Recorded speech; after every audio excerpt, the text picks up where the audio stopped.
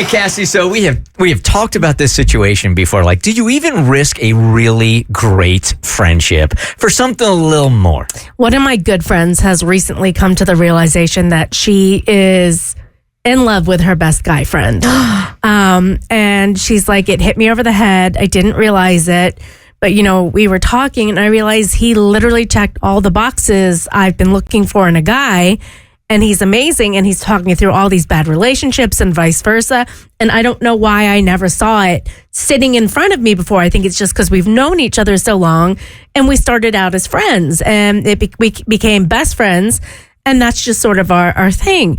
And so she's talking to me. She's like, I feel like I should tell him, but I also don't want to risk our friendship because he is so important to me that I wouldn't want to ruin that. And so when I spoke to her, I said, listen, I get that. And you have to ask yourself, because I don't know if it was someone on the show or somewhere else who said, you're the one who's going to have to live with your regrets and your decisions. And that struck me really hard. So I told her, you're the only one who's ever going to have to live with your life regrets and decisions. So you go your entire life, but you get to keep him as a great best friend.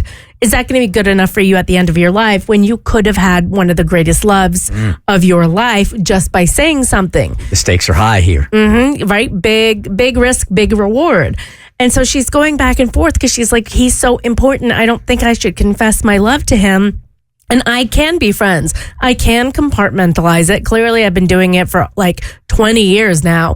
I mean, this is how long they've been friends. Wow. He's single and she's single. They happen to be single at the same time. But she hasn't been in love with him for 20 years, right? No. She's been friends with him for 20 years. And recently, she didn't really say how long she's been in love with him. She just realized the feelings she's feeling are not like brotherly best friend feelings. They're more like amorous. In the 20 years, she's a little bit more desperate than she ever has been. Got it.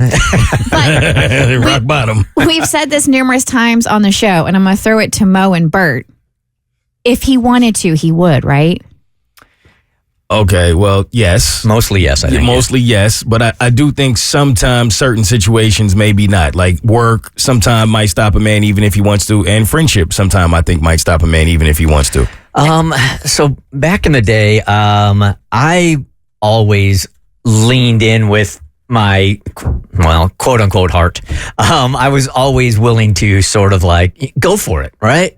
And I don't really recall getting too burned by it, but I'm very impulsive.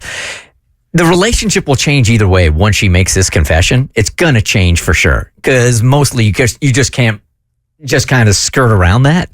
But I'm sort of with what Kristen is saying. Like, if this dude was feeling it, he would have already made a move. Well, let me give you some more context. She's only 25, so they've been friends since they were 5. This is a childhood best friend, okay? So it's not like someone she met as an adult and like she's older now.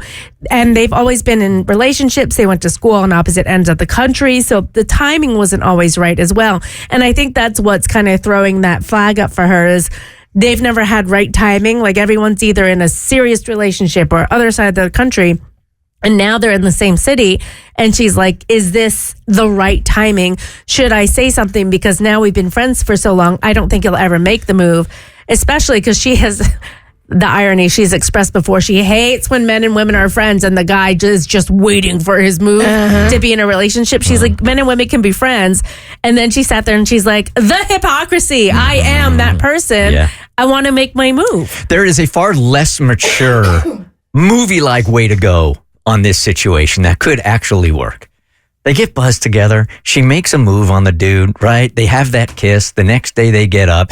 Either they're going to say, oh, what was that? We're never going to do that again. Or they say, oh, that's been simmering for a while.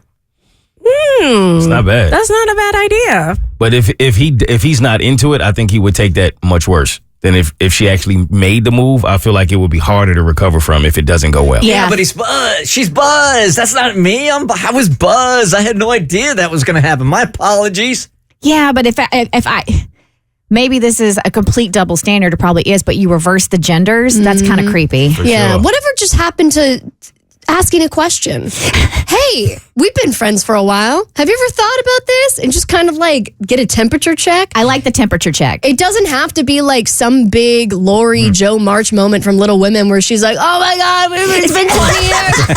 Joe, we have to have it out. No, just like have dinner with him and be like, have you ever thought about? And just kind of, if he goes, then or if he's like, You will get your answer. get your answer. Oh gosh, no, I've never thought about it. I say go for it. Life is short, man. Do your thing. All right. I say I'll go for tell it her. too. The Bert Show.